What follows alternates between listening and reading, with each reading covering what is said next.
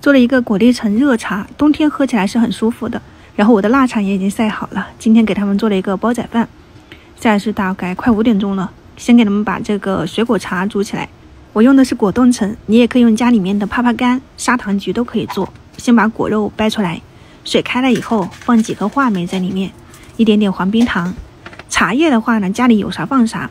我记得以前这个罐子里面我是为了分辨放的是红茶，肯定是给它换掉了，掰出来不是的，我又特意去找了一点点。茶叶煮3分钟就可以了，不用煮特别久，主要是一个茶底。把茶叶渣子捞出来以后，再把我们包好的这个果粒给它放进去，煮几分钟，包上一点苹果啊或者是梨子都可以。另外一个我是给它榨成汁了，挤上柠檬汁还有这个橙汁，今天的这个果粒橙热茶就搞定了。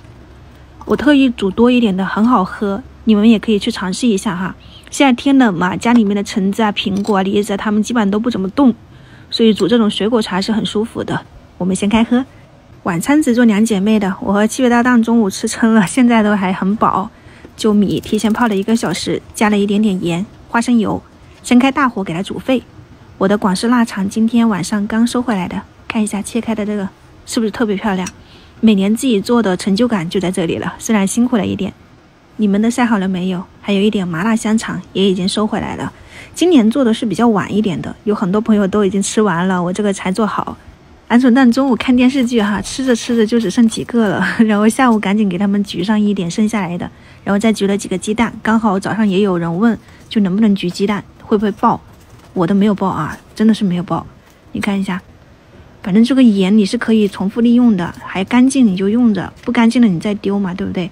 鸡蛋我感觉太大了，没有鹌鹑蛋好吃，不怎么入味，可能时间太短了。然后米饭的水分收干了以后，你就转成最小火。切好的腊肠摆上去，还有自己做的酱油肉啊，或者是腊肉，风干鸡或者是酱油鸡，或者是你的风干鸡熏一下。我还放了一点玉米，辣味3宝，盖上盖子，小火慢慢的去给它焖10多分钟。记得转动一下砂锅哈，别hold着一个点去烧。出锅以后，我是淋了一个简单的豉油汁，撒上葱花。蔬菜他们喜欢吃这种秋葵，也就是刚好清水煮一煮，淋上酱汁也就搞定了。你们稍微的参考一下，简单哈。然后我是想试一下这个麻辣香肠，一根是煮的，一个是蒸的。